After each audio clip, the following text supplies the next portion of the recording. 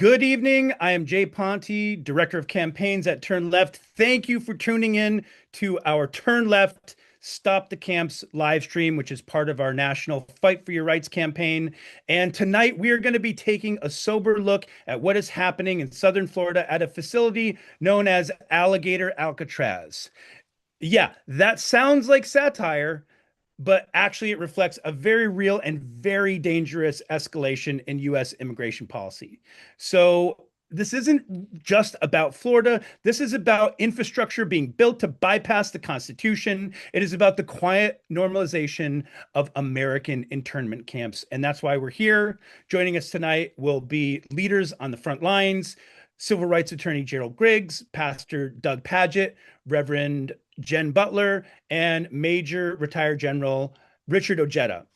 And this is all part of our continuing work to stop the camps, because the question isn't whether more Alligator Alcatraz internment camps will be built, and they are trying to roll this out nationwide after greenlighting billions in spending. But the question is, what are we going to do to come together to stop it?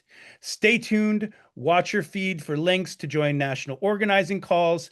Sign up at stopthecamps.com or turnleftpac.org. Stay tuned, because it is our job to come together, because these camps are coming to our backyard. So, ladies and gentlemen, thank you for joining us. And we're going to start off with a clip of Florida Governor Ron DeSantis. Governor Ron DeSantis says the facility in Northeast Florida would hold around 2,000 detainees, but it's unclear how quickly it might open. However, he says the process for finding vendors is already underway and that the goal is to help the federal government with immigration enforcement. And that's part of the reason why on any given day, the number of arrests of illegal aliens throughout the country, 15 to 20% are just Florida alone. So we're punching way above our weight class on that. But some in Jacksonville disagree, dozens holding their signs and chanting to the crowd, hoping to shut down the plans for the Florida National Guard training base. Camp Landing is a place where soldiers train to defend freedom. Turning it into a site to cage immigrants, people seeking protection, hope, and opportunity, is a disgrace. Very disturbing. But I am honored to welcome my first guest tonight. Gerald Griggs is a longtime defender and civil rights attorney. He joined Turn Left as a national spokesman this year, and tonight he's offering historical and legal perspective on the ICE detention centers run by private prison corporations. Ladies and gentlemen, welcome my friend, Gerald Griggs. Great to be with you, Jay. Good to see you, Gerald. How are you? Doing wonderful, brother. How you doing? Good. How's it going down in Georgia? It's going. Yeah. So, Gerald, you and I have worked together a little bit on voting rights campaigns where they've been trying to strip Georgia citizens and citizens across the country, especially in Black and brown communities, of voting rights. And now we're looking at the biggest potential internment camp in Georgia rolling out. But I want to just start off with a little bit of the history. Can you tell us a little bit about the history of U.S. and internment camps and the constitutionality? Because the U.S. does have a disgraceful history of Japanese internment camps. But so I want to hear a little bit about the historical perspective. And are these camps constitutional? And so that's the disturbing part about American history. We always glaze over this. It's not the first time this has happened. It's not even the first time this happened this century.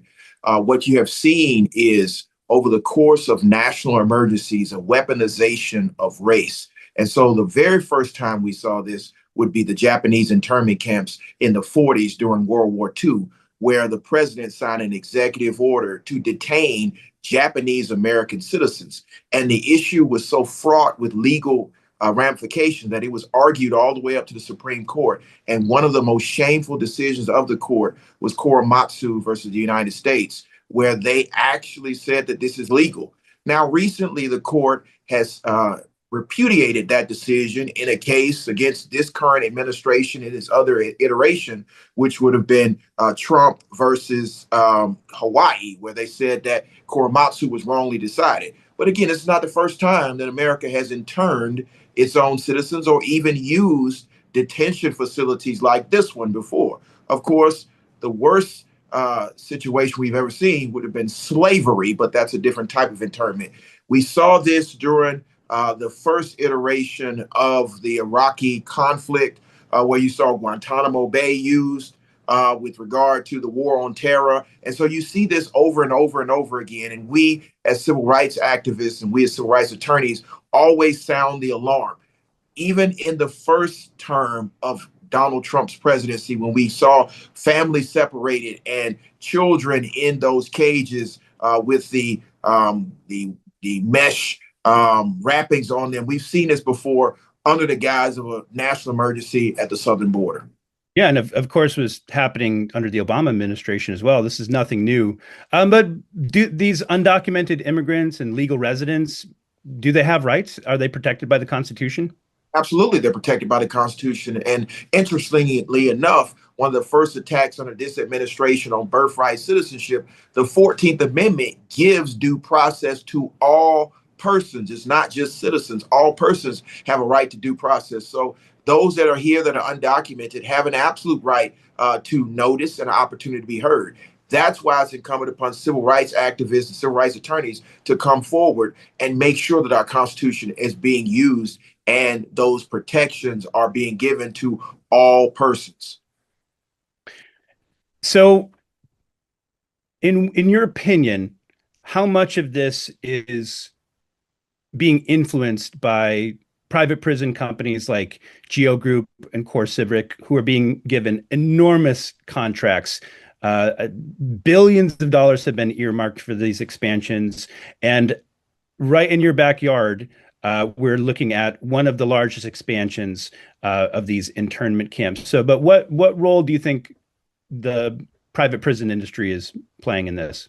Well, it's always about profit. You understand that first you have to otherize someone and then you profitize off of them. And so we're seeing that with regard to our immigration policy and the building of these private prisons. What you saw was a reduction over the last few years in the prison industrial complex, and now these private prisons being defunded and the overcrowding being removed. So you got to have somebody in those beds. And so now you're seeing those facilities transformed into detention facilities for immigration policy. And so you're seeing that. Of course, you're seeing private prisons explode in their profit, and you're seeing it being used in real time in our immigration detention facilities. Mm-hmm. Absolutely. Sort of the tail wagging the dog.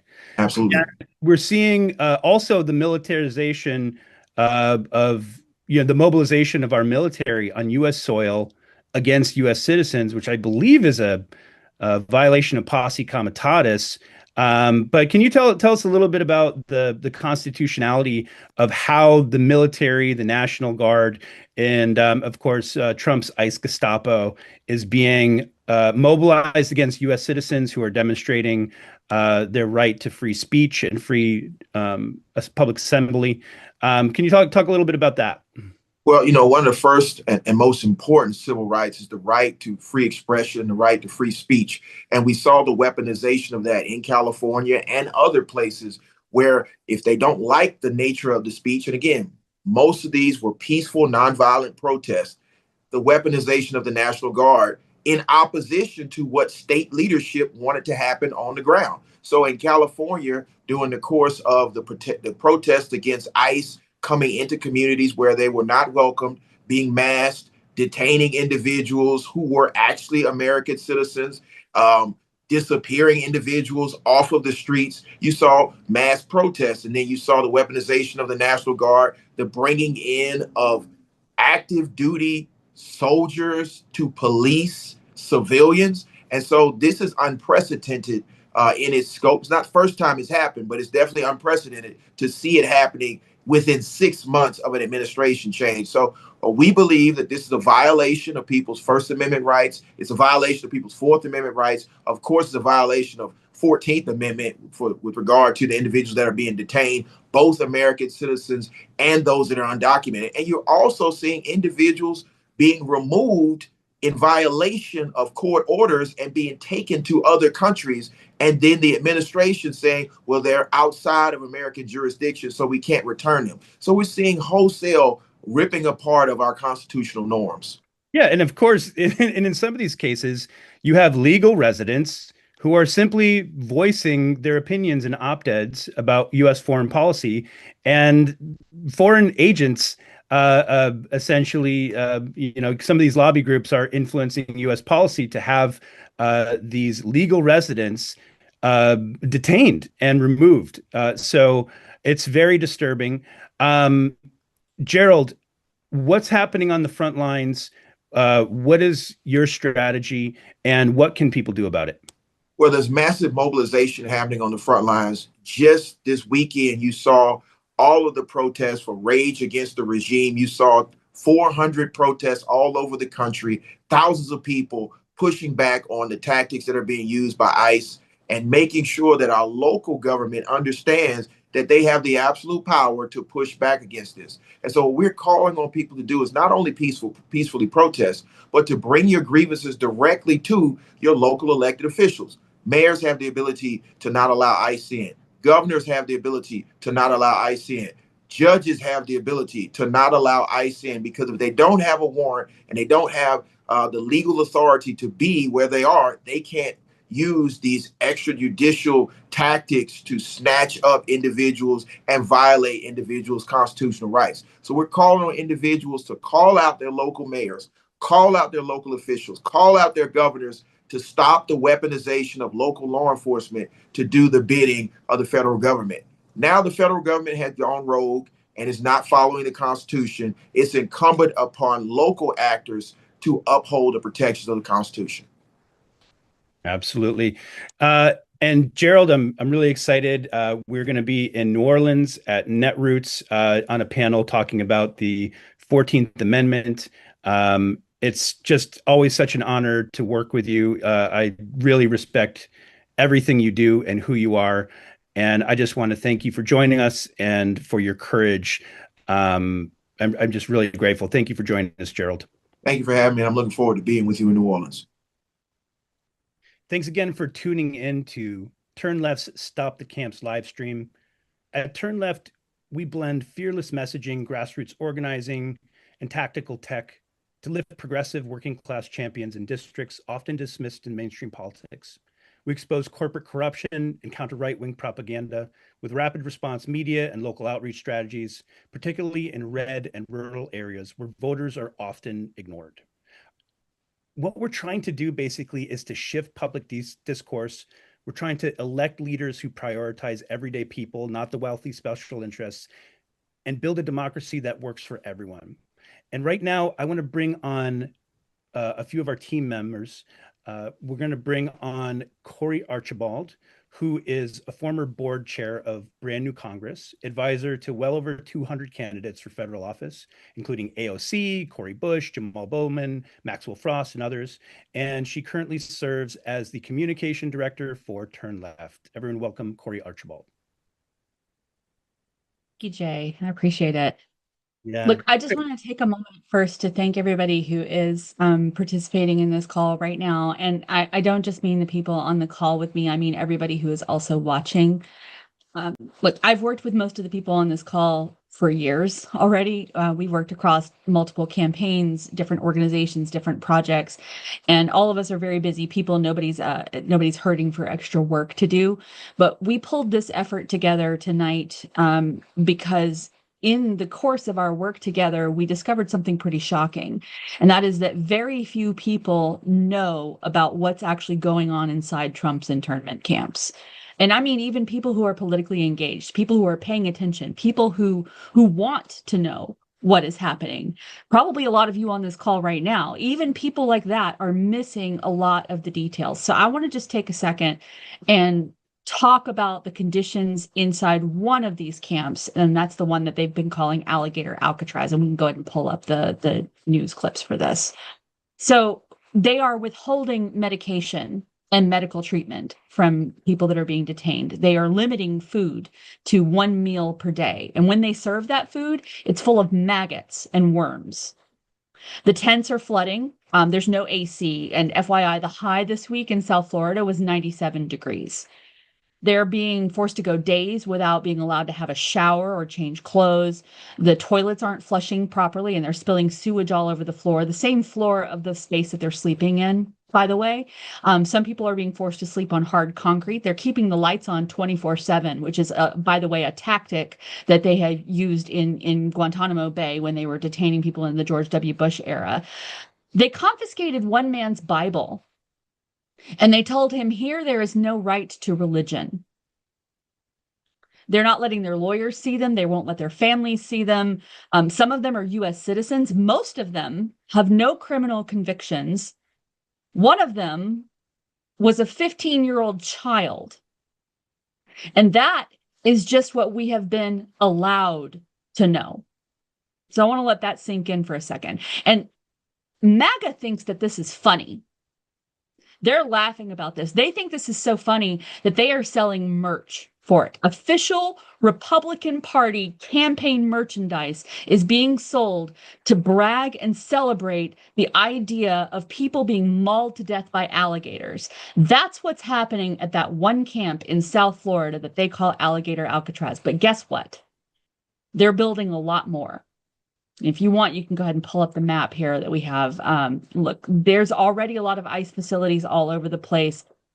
They are planning a second camp in Florida, just like the one that we just talked about. This one's going to be on an active duty military base, Camp Blanding, a Florida National Guard base. There's a facility being built in Folkston, Georgia. That's going to be the largest facility, the largest processing facility in the country. Baldwin, Michigan, the largest one in the Midwest, is already open and operational. Kern County, California, is one being produced by or being set up, I believe, by Core Civic. Camp Atterbury, a military base in Indiana. Fort Bliss in Texas, another military base. All of these are either already active or they are in the works. And that, folks, is a drop in the bucket. These ICE detention centers have already increased by 30% from what they had operational in October of 2024. And that was before we gave them over $100 billion. So that means that there is an alligator Alcatraz coming to your backyard real soon if we don't do something to stop these camps. And that is why we're here tonight. And I'm sorry I'm a little fired up, but Jay. No, I mean, that's exactly the correct response. And in so many ways, isn't this part of the tactic? Because not only you're trying to terrorize people, but these often are put in remote locations so that it's very difficult for people to have access to their constitutionally protected legal counsel. Is that, would you say that's correct? Yeah, that's exactly right. I mean, the facility in Baldwin, Michigan, for example, is located in the middle of absolutely nowhere in the center of Michigan, in the poorest county in Michigan. So they've now turned the poorest county in Michigan. They have turned the ICE facility there into the most prominent employer. In a place where you get to choose, if your job prospects are limited, whether or not you want to participate in incarcerating your neighbors and subjecting them to conditions like this. Yeah, that's what's happening. Yeah, and so thank you so much for raising the alarm. You really were the one who brought this all to our attention, called together a coalition. Can you talk a little bit about some of the partners that you brought together for this? Yeah, for sure. I mean, these are, like I said, these are great folks that I've been working with for a number of years. I mean, of course, I'm proud to be a part of the team at Turn Left, and I know we're going to be talking some more about the work that Turn Left does here in just a second, but also, my friends at Vote Common Good, they're doing exceptional work. Faith and Democracy. I mean, these are two organizations led by faith leaders who are driven by their values to stand up against Christian nationalism and MAGA extremism and just the hatred and cruelty and division that defines the Trump era. And then also, some of our other partners like Leaving MAGA, that's an incredible story right there that I encourage everybody to dig into. Rich Logis is a former Trump supporter who like found his way out of MAGA and realized how much he was being lied to. And now he is doing the just real yeoman's work in helping other people find their way out of that, community, that group. And then, of course, we couldn't be doing any of this without our friends at Dekleptocracy Project. I mean, these guys are real They dig into the corruption. They are the ones who are picking apart all of these private prison corporations and these no-bid contracts that are being handed out like candy, to really expose all of the nasty things that are happening there. So it's a really Yeah. strong coalition, and growing, and I'm excited about together. Yeah, and speaking of contracts, isn't it weird that Geo Group and Core Civic are getting contracts when Pam Bondi was a lobbyist for Geo Group, I believe? Isn't that weird? Isn't that weird, huh? So, Corey, this is not the first time that Turn Left was, sort of out front raising the alarm about this. Do you want to talk a little bit about the Alien Enemies Act? Yeah, for sure. So, what happened was in October 11th, specifically of 2024, Trump gave a campaign speech in Aurora, Colorado, where it was the first time on record that he mentioned the use of his intention to invoke the Alien Enemies Act of 1798. And he was very fascinated about the fact that it was 1798.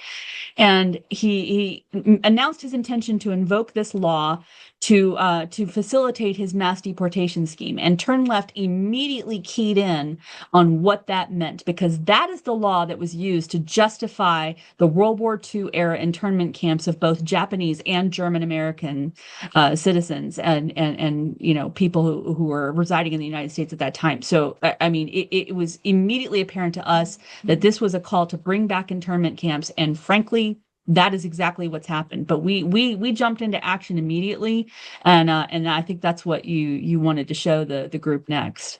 Yeah. So, if you can just set up the ad, what are we? Yeah, so we like I said, Trump gave that speech on October 11th of 2024, and within a week we had this ad that you're about to see running in critical swing districts to help turn out Democratic voters and help them understand the stakes of the election, that if they didn't show up and vote, that we would be dealing with internment camps like this. So that's the ad that we put together, and let's play it for the group.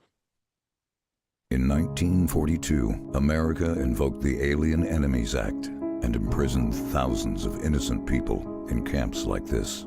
Sound familiar?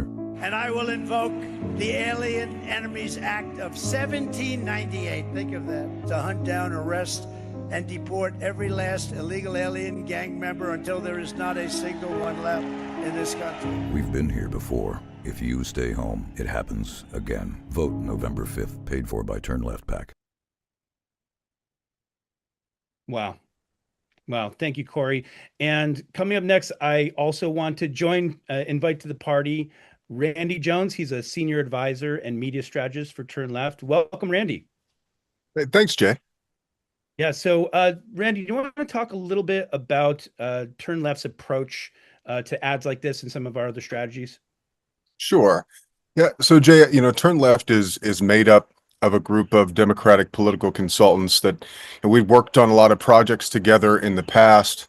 And in order to explain why Turn Left is different and how we're able to do these ads differently, I think it's important to talk about what the American political system and the industry that is the American political system has become, why it's broken, and how we're kind of subverting that. But right now, when a donor gives $5, $500, $5,000 to a campaign, you've got a payment processor that takes a piece of that. Then goes to the campaign, then you've got the consulting firm that writes the ad, and then you've got all these people down the line, and that donation gets watered down over time. But with Turn Left, when we came together, we said, this is our chance, this is our moment for us to create messages, create images that we feel will resonate best with the American public, and cut all those middlemen out, and take those donations and put them straight onto televisions, put them straight onto iPhones, put them straight onto Facebook pages, and deliver that message while maximizing the donors' potential to have their dollars go as far as they want. Yeah, and let's talk a little bit about your background. You're a veteran media strategist. You were press secretary for Andrew Yang. And why do you think this is important? Well, I think it's important not only just the mechanism that we're coming with, but it's also the language that we're coming with. I think a big reason why this group of people at Turn Left work so well together, and frankly, why we decided to do this in the first place, is we were really tired of Democrats going to a rock fight with a damn throw pillow, Jay. And so we said, look, if we're going to come up with messaging that we think is really effective, if we're going to come up with messaging that maybe some candidates are afraid to say, some groups are afraid to use certain words, certain truths, then we want to take that time and those efforts and be most effective with the deployment of those messages. And so when you combine the fact that we're not afraid to tell the truth, that we're not afraid to take these people to task, that we're not afraid to tell the American people what's really going on, and then deliver them in a way that is most economically effective for the donors, I think that's why it's important. It's to get these messages that must go out and out there while maximizing the return on the investment. Well said. Thanks, Randy. And thanks for all the work you do. One of the best, you wouldn't know this, but Randy is really one of the best secretaries in the game and getting those stories out. So thank you so much, Randy, for all your work. Thank you, Corey, for your work. And we're not, I think the point is that we're not sitting back playing defense. We're not just reacting. We're getting out ahead of it, and we're going to the places that have been left behind. Like we did in Austin recently. We went to Austin to respond to Governor Abbott's fascist legislative agenda. We built a coalition. We showed up on his doorstep at the governor's mansion with a coalition of, we had 800 people and a coalition for racial justice, gender justice, climate justice, undocumented rights, LGBTQIA rights, and we marched to the governor's mansion. During their legislative session, we were joined by James Tellerico and other great Texas leaders. And so, Randy, any other parting thoughts to folks who are feeling maybe disillusioned by the current political process? Yeah, I would say I get it. And as someone who lives, eats, breathes, and frankly sleeps it every single day, it's certainly easy to become discouraged. But I just think you have to turn that disillusion into passion and just get in the fight more than you have been before. And what we've heard so many great folks speak about today is that the moment has never been more important. We hear that every time, but now we're talking about the loss of due process in America. We're talking about a dictatorship beginning. We're talking about the fact that why we say history is doomed to repeat itself, what's happening right in front of our eyes. And so we can't let off the gas pedal. We have to go full blast. And the moment is now. And at Turn Left, we know that. And we're capitalizing on that moment. And we're committed to making sure that we overturn these elections in the midterms, take back the White House, and save this country. That's right. Thank you, everybody. Thank you, Corey Archibald. Thank you, Randy Jones. Thank you for all your tireless work. And thank you again to all of our partners. Stay tuned. We have more inspiring guests. We are going to hear from Reverend Jen and Doug Paget from Vote Common Good and for Faith and Democracy. We'll be hearing from a message from Rich Logis and Leaving MAGA. And so we just want to thank all of our coalition partners and everyone who is on the front lines doing the hard work of fighting fascism and standing for our undocumented communities and standing up for what it really means to be an American. Thank you again for tuning into our Stop the Camps live stream. Please share this with your friends. Let everybody know what is happening here because it's being tragically underreported. Please scan the QR code now because we can't do it without you. We don't have corporate lobbyists. We don't have billionaire super PACs. We just have you, and we can't do it without your support. And coming up next, we are going to be watching a clip of Donald Trump himself talking about this camp, followed by Pastor Doug Paget and Reverend Jen Butler talking about the immorality of these camps and some of the conditions, as well as Christian nationalism. So let's go to the clip. We're surrounded by miles of treacherous swampland, and the only way out is really deportation. They call it Alligator Alcatraz, Florida's new state-run migrant center located deep in the Everglades, surrounded by dense swamp and alligator terrain. It's projected to hold up to 5,000 detainees. Migrants from across the country are being transported here. But very soon, this facility will house some of the most menacing migrants, some of the most vicious people on the planet. But the idea that Alligator Alcatraz is only for violent criminals isn't supported by Florida's own enforcement plan for the Everglades facility. It spells out how to handle kids, pregnant women, seniors, and families, regardless of criminal history. Undocumented immigrants without criminal convictions could end up in a remote detention center surrounded by alligators. In his view, it's part of a bigger effort to wear people down and send a message. When you have individuals who are being picked up in California, in Texas, in Arizona, they're being sent across the country. But plenty of people seem to support the idea. Alligator Alcatraz merchandise is being sold across social media. And videos of families posing for photos outside the facility are starting to surface. Coming up next on our Turn Left, Fight for Your Rights, Stop the Camps live stream, we have two amazing guests. We have Pastor Doug Paget and Reverend Jen Butler. Pastor Doug is a progressive evangelical pastor and the founder and executive director of Vote Common Good. His organization works to inspire people of faith and good conscience to stand up to MAGA politics and Christian nationalism.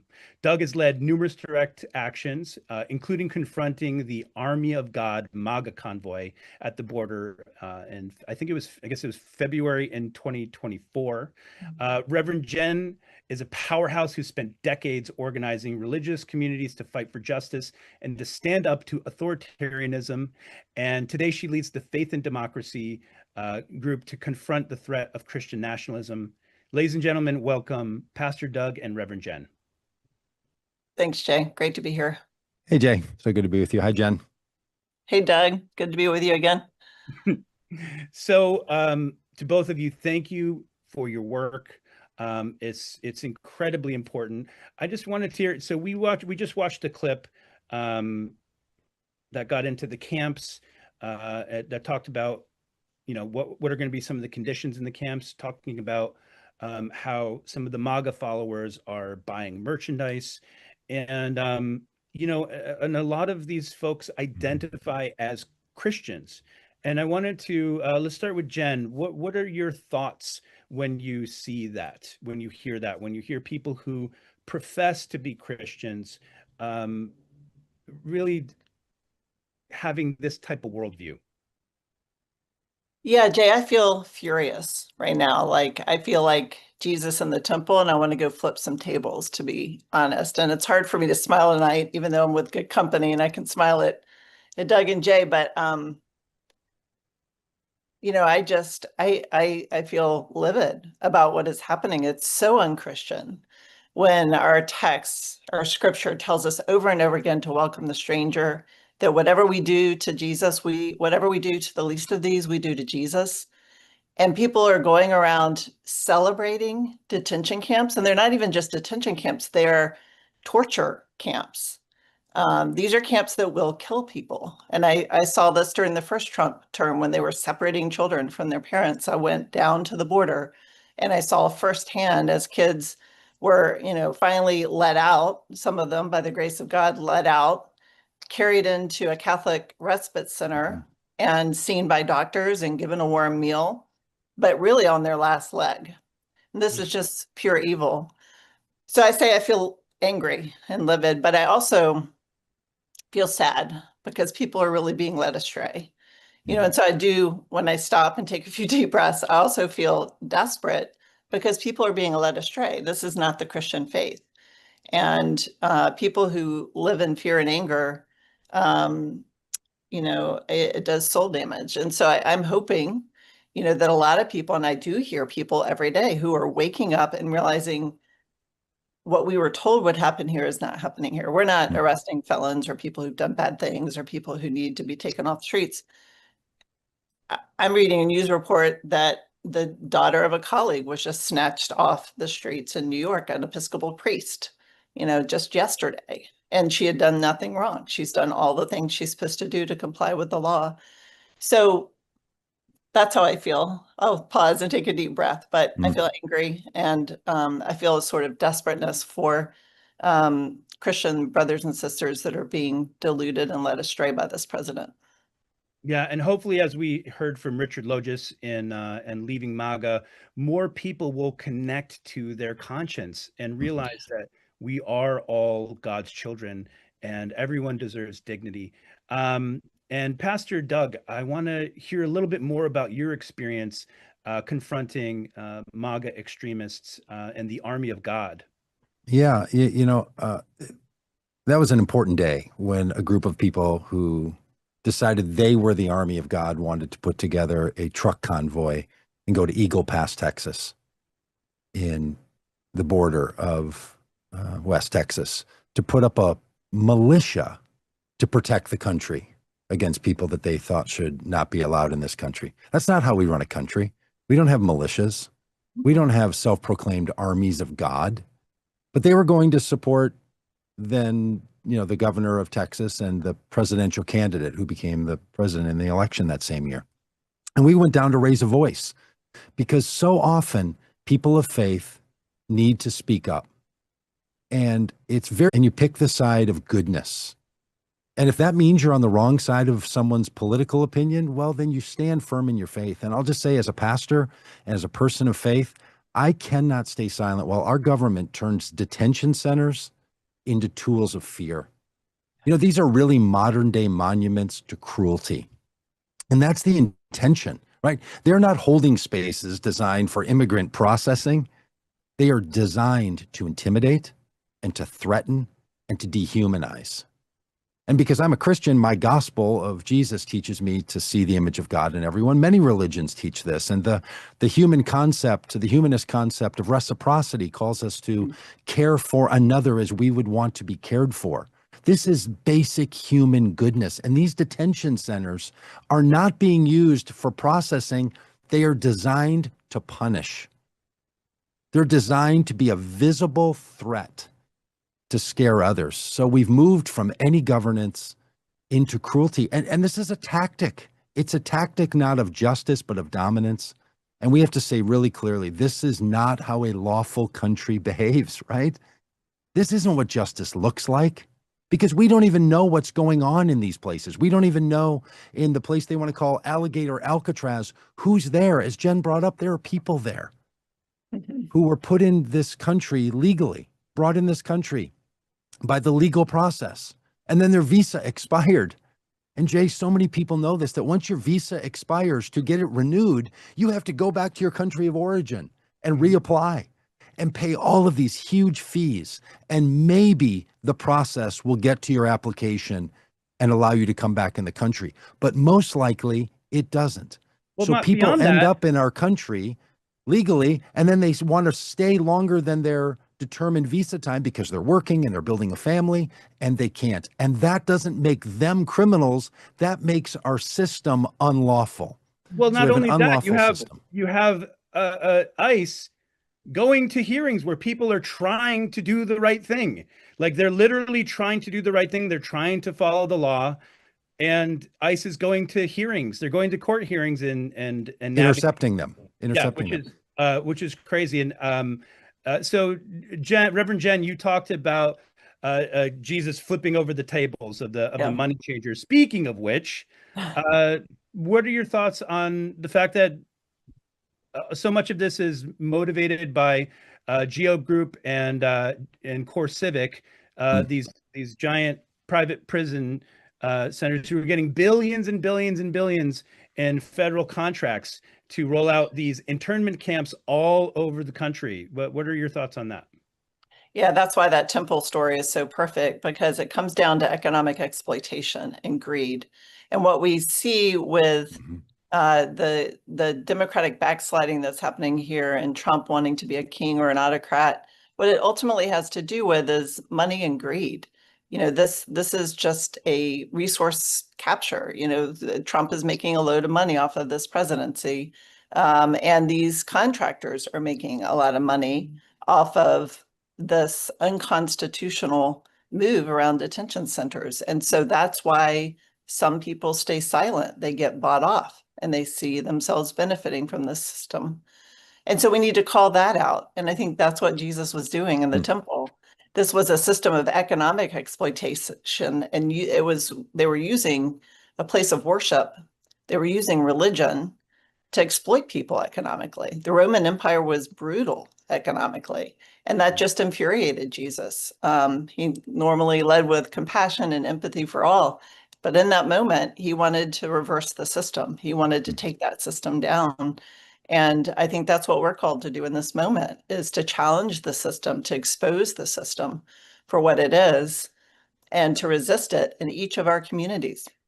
And I do see faith communities stepping up. I was just reading the words of a Baptist pastor who I know in Texas, who has been accompanying families and standing outside detention centers. It's something we want to do by coming together on this program. We're working to take this system down, to turn the tables over and to call it what it is. You know, I can walk outside my door here in Virginia and everything feels normal on one level. You know, the birds are singing, it looks gorgeous, the heat wave is finally gone. But I know as a pastor and talking to other pastors, what's going on out there underneath, because our parishioners are being taken. Other clergy are being taken. As I said earlier, the daughter of a priest in New York City was just taken yesterday. And she was there doing what they told her to do, checking in on her visa and trying to get her citizenship. And she was told that was okay. And she even left the courthouse having been told she was fine and she was okay. And they took her off the sidewalk. No due process. They're not even supposed to take her under our law. So people are just willy-nilly being rounded up and thrown in the worst possible circumstances. You saw the pictures in that film that y'all showed. The worst possible circumstances anybody could imagine. And it harkens back to other times in our history where we've done that, around World War II with Japanese citizens and German citizens, unfairly putting them in prison camps here and taking their land. What was behind that, in the case of at least the Japanese in California, agricultural wanted their land. Business owners wanted their land. You know, they put them in camps, they took their resources, and there was no reason to do that. They were American and it is a stain. It is a stain on the American memory. Japanese internment is a stain, and history will look back upon these internment camps and the persecution of our immigrant communities as a stain. And I would love to hear in closing, Pastor Doug, thank you, by the way, for being part of our coalition and your leadership in this coalition to get boots on the ground, not just talking about it, not just sending emails, but also getting into the front lines. This is not a partisan issue. Right. And yet we have seen so many Christian nationalists from the pulpit using their pulpits to drive people towards right-wing extremist policies that have nothing to do with their faith. But I want to just hear from you. What is your message to people, whether it is trying to talk to family members, whether it's talking to those faith leaders?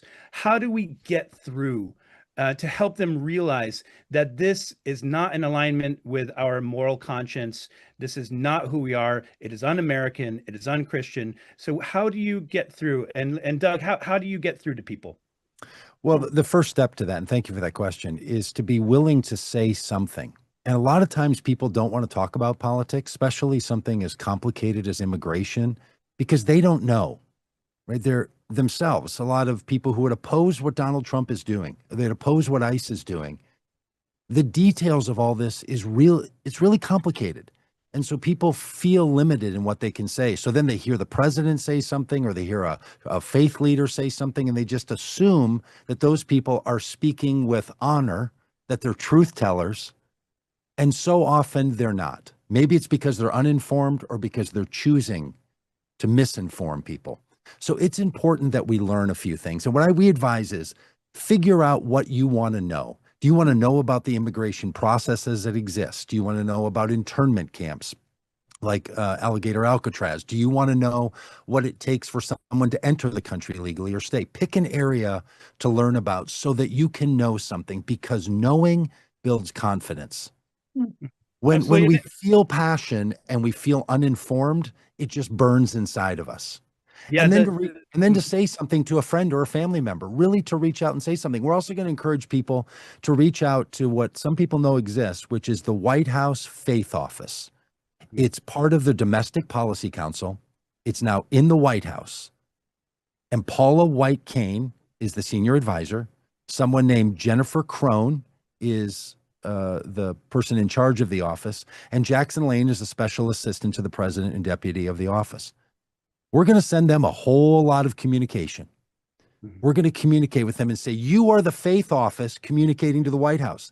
This does not fit the faith of Christians, of Muslims, of Jews, of Buddhists, of Hindus, of the atheist community, of the humanist community. This doesn't match anyone's faith. And if you're going to be the office speaking to the White House about issues of faith, you have to stand up. We cannot let our politicians or our faith leaders have a pass on this issue. So I really encourage people to speak to their friends and their family, and then to speak to people who can do something about it. And the faith Office of Faith in the White House and your local pastor, that is a group that you can speak to. Absolutely. And these laws can be very complex. The process can be complex, but what is not complex is that every person on American soil has the right to due process. Every single one is protected by the Constitution. Now, Pam Bondi may not like it. Donald Trump may not like it, but they in fact do have the right by the 14th Amendment, by the 4th Amendment, by the entire Constitution to due process. They have their right to their day in court. They have their right. They do have basic rights no matter what anyone tells you. Yeah. So make sure that everybody knows that. So, Jay, that's a great point. Can I tell you, do you know what is complicated? Sending humans to Mars is complicated. Do you know we have people that are working on whole plans to send people to Mars? Because we think we can do hard things and we can work on complicated issues. Do you know what we can solve? The immigration process in the United States. As long as it is broken, we should not be deporting people who are suffering under its brokenness. Look, here's what Republicans say all the time. Until we secure the border, we cannot fix the broken immigration system. They have spent $600 billion securing the border. It will never be secured to their satisfaction. I suggest we say no deportations until we fix the system that's forcing people to be deported. well, I mean, let's call it for what it is as well. I mean, this is just a dog whistle and a wedge issue to distract the country from the fact that Donald Trump and his billionaire cronies they want to distract you from the fact that they are the ones looting the coffers. They're the ones who are, taking all of the money out of our social safety net so that they can enrich themselves with giant subsidies. And they want to blame the most vulnerable people to play on the white supremacy that is rife throughout this nation that we still must address within. So let's call it for what it is. And But Jay, I'm with you. And I also want to add this. Look, and we're going to work as an organization in every single district to flip that's flippable from red to blue at the congressional level. And I'll tell you, every single candidate for the House of Representatives needs to be asked this year, a Democrat and a Republican, what is your plan to fix the broken immigration system? We cannot continue to only blame Republicans. Democrats have had control of our government and have not fixed this broken system. They cannot have a pass on it any longer. Yeah, we used to call Obama the deporter in chief. Fix it. Like Donald Trump's first term numbers didn't come close to President Obama. So that his first 100-day numbers hasn't matched Biden's first 100-day number of deportations. So look, we need to fix this system. And this has become not a left or right issue. This has become a we the people issue. We have to pressure every politician to fix it and stop letting them say it's complicated. We don't know what to do. If it's complicated, fix it. And fixing it is something we can do because look, this is not only bad policy, this is bad for the spirit and the spiritual heart of this country. It is harmful to the soul of America, what we're doing. And these internment camps are monuments to failure and monuments to cruelty, Well and they said. cannot exist. Well said. So Jen, take us out. Just a message from your heart to could be the people who are watching. It could be people who have family members. Just a message from your heart to theirs.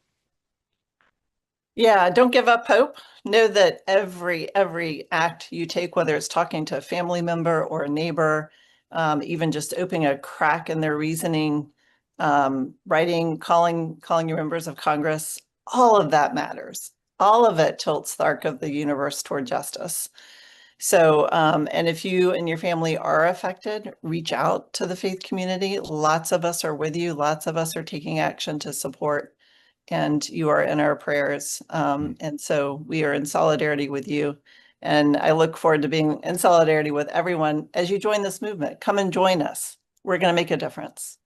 Thank you. And just to remind everyone that getting involved, showing up is, if you're feeling hurt, if you're feeling scared, if you're feeling angry, coming together in real life with other humans is such a powerful message.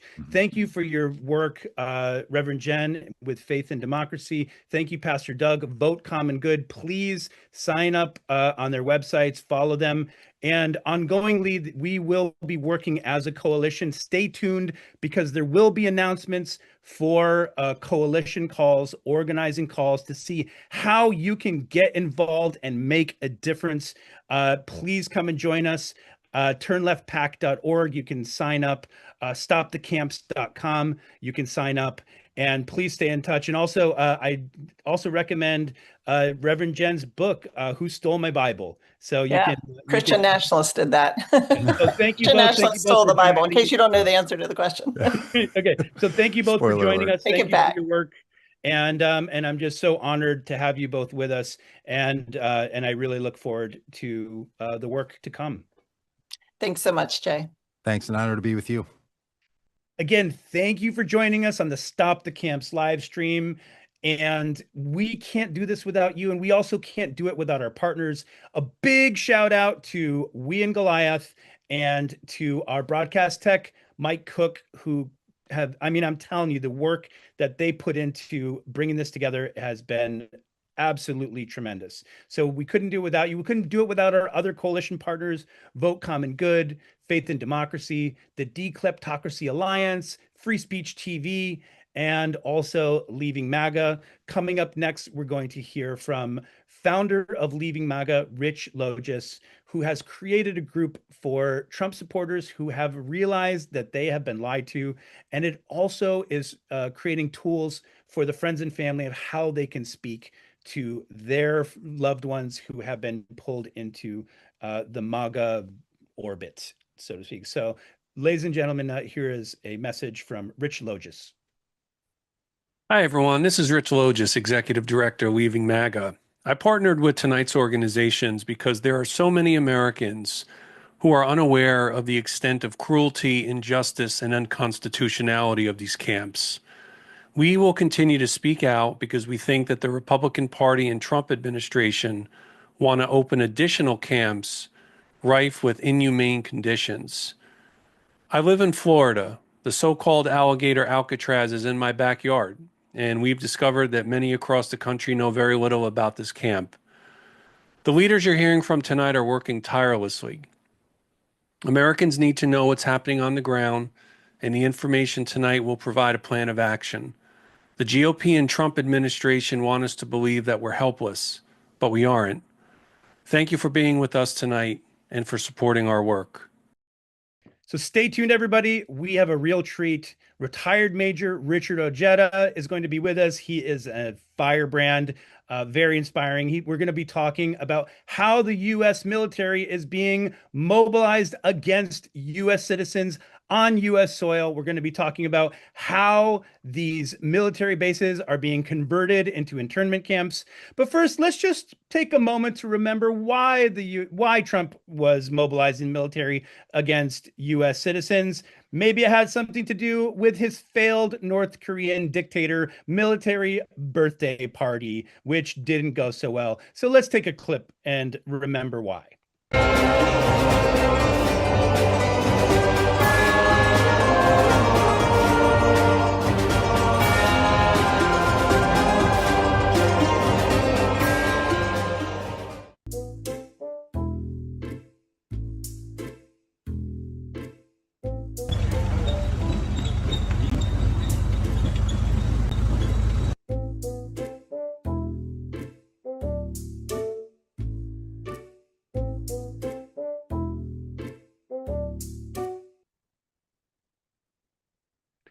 Yeah, so it didn't go so well for him. And we're going to be talking to Richard about how not all of our military is in alignment with the commander-in-chief's fascist and racist policies against our undocumented communities and against our American citizens.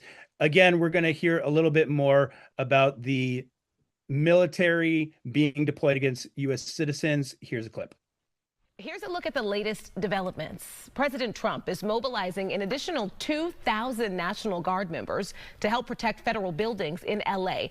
We can tell you that the National Guard is stationed here around federal buildings. We're just outside the detention center. You can see them there. Take a look. About 700 U.S. Marines from the 2nd Battalion, 7th Marine Regiment out of 29 Palms received weekend orders and are on the way, expected to arrive this morning. That according to U.S. Northern Command, which confirmed that those Marines will support the more than 2,000 National Guard troops already activated across the area.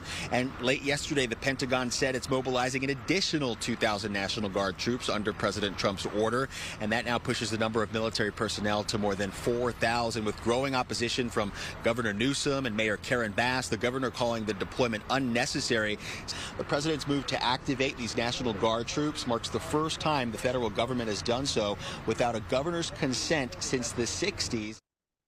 I am honored to welcome our next guest. Richard Ojeda is a retired Army major who has had multiple deployments in Iraq, Afghanistan, and other locations across his 24 years of military service. Richard is running for Congress, and I'm sure he's going to have a lot of thoughts about the use of U.S. military against U.S. citizens, the use of U.S. military bases. But ladies and gentlemen, welcome Richard Ojeda. Richard, how are you? I'm doing great. Thank you for having me on your show. All right. What's happening? What's happening in your world right now? Well, you know, we are running a congressional campaign. We're trying to put boots on the ground as often as possible. We are trying to meet with people. We're showing up at city council meetings, county commission meetings, board of education meetings. You know, we're just trying to find out what the major issues are so that when we are successful and make it to Washington, D.C., we know exactly what we got to fight for. And you know, this country really needs people like you, military veterans, patriotic Americans who are going to stand up for our Constitution, stand up for our citizens against the corrupt forces that are trying to use racism and corruption to basically push their political agenda. But Richard, you're retired, 25 years of military service, multiple combat deployments, right? 2 Bronze Stars, if I'm not correct. Am I correct in that? 2 Bronze Stars? Yes, sir. It was 24 years. Yes, you're right. 24 years, 2 Bronze Stars.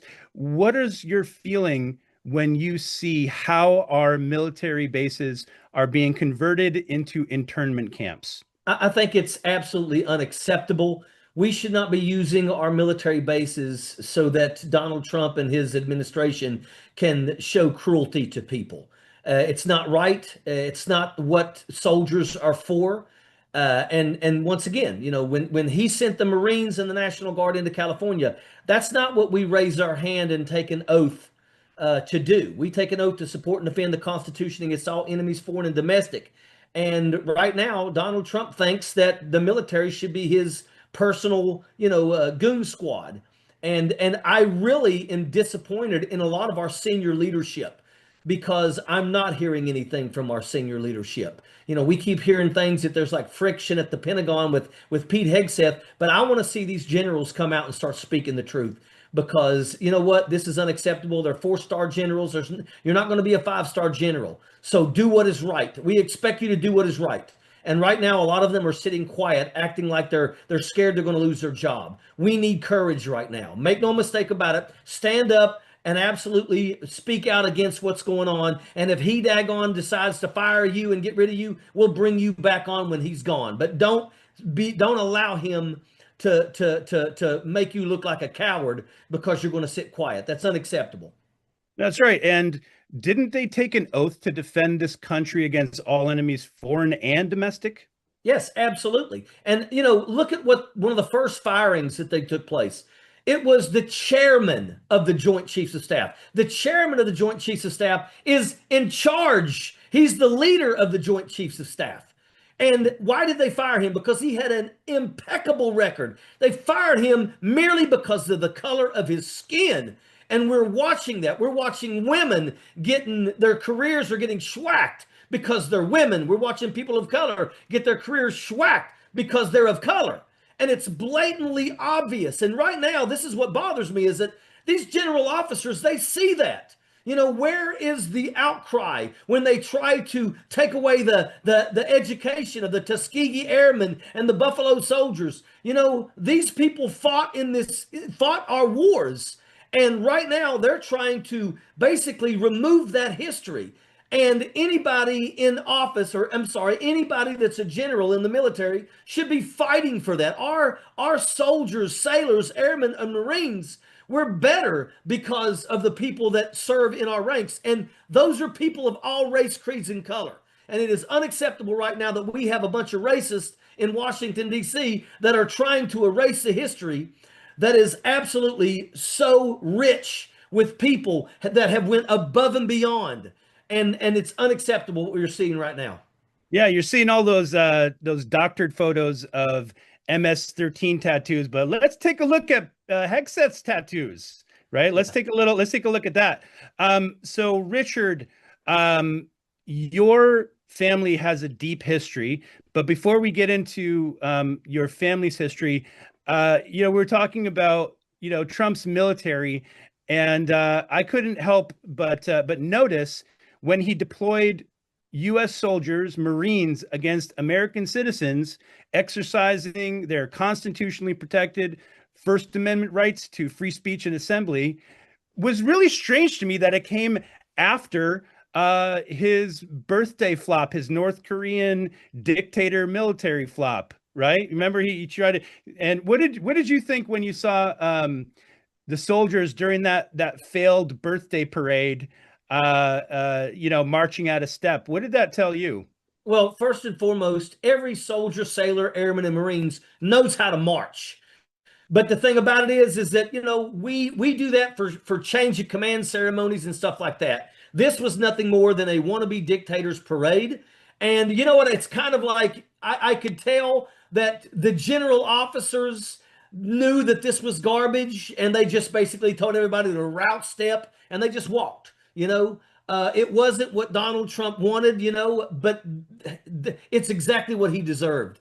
I don't think that what do you think about seeing the Marines deployed? And largely, we have peaceful demonstrations. According to, I've been in LA for 20 years, and according to every single report, these were peaceful demonstrations until ICE, until the police, and until the military showed up. But what was your thought? What was your feeling seeing Marines being deployed against U.S. citizens, especially to cover over the embarrassment, allegedly, potentially, of Trump's failed North Korean dictator birthday parade? How dare he? A draft dodger, 5-time draft deferment. How dare he place soldiers, sailors, airmen, and Marines on, you know, the streets of Los Angeles? Of course, it was the National Guard and the Marines, you know, placing those people there. And literally in some cases, I mean, we may have seen people putting hands on each other and things like that. You don't do that. You know, Marines are absolutely amazing people, and they are warriors, and that is an absolute fact. And Donald Trump put them down there because Donald Trump wanted them to hurt Americans. And what type of leader does that? That you're literally, and once again, we know that they were peaceful protesting. You know, they were exercising their First Amendment right. And that wasn't good enough for Donald Trump. Donald Trump wanted to cause a problem. Donald Trump wanted to make some noise so people would look the other way, because that's what Donald Trump does. You know, his parade was an absolute flop. Our troops are not there to daggone, you know, to play for you. And that's exactly what this was. And I'm hoping that it was so bad that he's not going to try to do this every year. But make no mistake about it, he will. He will try to make every year the birthdays of the Army, the Marines, to try to do his little parades for himself. And it's unacceptable. It's not what we do. It's not what our soldiers join the military for, period. Certainly not befitting of a commander-in-chief. No. So Richard, your family has this actually is a really deep connection to your family. Your grandfather, as I understand, immigrated from, was it Jalisco, from Mexico? Yep. Jalisco, Mexico. And so this is really part of your family. I'd love to hear your thoughts and feelings based on your family's history of coal mining. You know, we're basically rooted in working class struggle. How does your family's history inform your perspective on this immigration enforcement and the cost of these detention centers? Well, you know, immigrants have put in the work.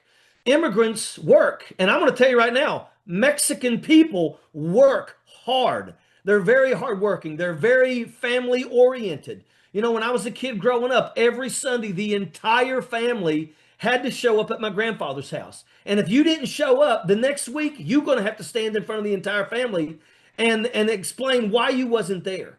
You know, the family it was a poor family. They were very poor, you know, and coal mining was the way of life. And coal mining, if you know how coal miners were treated and how they're still treated to this day, it's a pretty rough life. But, you know, that was what my family did. Today, you know, if my grandfather was alive, they would be targeting him, you know, and that's just, it's not right. It's not right. And just, you know, it's so sad because I know that families are being uprooted. And what's really sad is that, you know, you have Latinos and Hispanic people that absolutely have been in this country, and a lot of them actually supported Donald Trump. Now, you know, I don't want to sit and throw stones at them because they supported Donald Trump, but now they're starting to wake up and realize that it was all a trick. It was to try to dupe them out of their votes. But now that he's in for his second term, he's going after these people and he's trying to remove them. He has already removed the protections of Nicaraguans, Hondurans, of Cubans. You know, I've already heard them talking about basically removing the protections of our interpreters. Do you know how important our interpreters were in Afghanistan? We would have never accomplished the first mission if it wasn't for our interpreters. I've got interpreters that shed blood, that were shot. And literally, we worked for 10 years and we finally got them to America. And right now, I am contacting them and saying, you got to please keep in touch with me. If you go anywhere, I've got to make sure that we know. Because if you disappear, we've got to try to find you quickly because they could literally put you in a gulag someplace in El Salvador. And that's unacceptable. It's unacceptable. It's unconstitutional. It's un-American. And I think the main point is that this issue is not a partisan issue. Okay. We are fighting for the basic foundation of our democracy, which is hanging by a thread. And clearly this administration is doing everything it can to move us towards a dictatorship, including talking about, you know, staying in power for, you know, coming back for a third term. I want you to just give us some closing words, especially talking to your comrades in the military, those of the people in service. If you had a message to offer to your fellow service people and the American public about this time, what would be your message to America and to our military and our veterans? There was more people that chose not to vote at all than voted for Donald Trump. You know, if you're serving in the military right now, you see what's going on. And I'm going to tell you that, you know, there's nobody we don't have stupid people in our military. We have one of the most educated fighting forces on the face of the earth. And it's time for people to start realizing that, you know what, you participate in making sure that we have freedom, but you also need to vote to make sure that we have freedom. And right now, nobody gets to sit in this one out. Nobody gets to sit it out. I tell people that if you're driving to the polling place to cast your vote and you're in an empty car, you're wrong. You need to fill that car with people so that everybody can go and make sure that they have their voices heard. We need people to get to the polls. Right now, we have an administration that is trying to do away with our democracy and bring a dictatorship. And everybody in the military should understand that that is something that we cannot allow to happen. And therefore, nobody gets a pass. Nobody stays home. Everybody goes to the polls and has their voices heard. And that's the only way we're going to save this nation, is if people get involved and stay involved. That's right. Thank you, retired Major Richard Ojeda. Wishing you the best in your race. We need more people like you standing up for Americans, standing up for our rights. And that is why we're doing this broadcast, to to sound the alarm and encourage people not only to vote, not only to get into the electoral process, but to join our coalition in standing up and getting boots on the ground, doing direct actions to stop these immoral, expensive, and illegal internment camps. But Richard, thank you for your service, and thank you for all you do. Thank you for the opportunity to come onto your show and basically allow me to exercise my freedom of speech. So thank you very much, and you have a blessed day. Thank you, Richard. Thank you once again, everyone who tuned in. Thank you for joining us for Turn Left's Stop the Camps live stream. Please stay connected, stay in touch, sound the alarm, call your representatives, call the press, and follow us at stopthecamps.com. Sign up so that you can stay in touch to hear about organizing calls and more mobilizations and what we're going to be doing on the ground. Also go to turnleftpac.org to stay informed. We want to thank all of our amazing partners, We and Goliath, our broadcast tech, Mike Cook. We want to thank Vote Common Good, Faith and Democracy, the Dekleptocracy Alliance, Leaving MAGA, Free Speech TV, our wonderful speakers, Gerald Griggs, Doug Paget, Reverend Jen, Corey Archibald, Randy Jones, the entire Turn Left team, Major Richard Ojeda, and please thank yourself for showing up. This is what it's going to take for us as Americans to meet this moment and this moral crisis. No one is coming to save us. If we are going to get through this, it is going to be together, and it is going to require all of us. So thank you for joining us. StopTheCamps.com. We cannot do this without your support. We are funded entirely by small individual donations. So please support us and join us.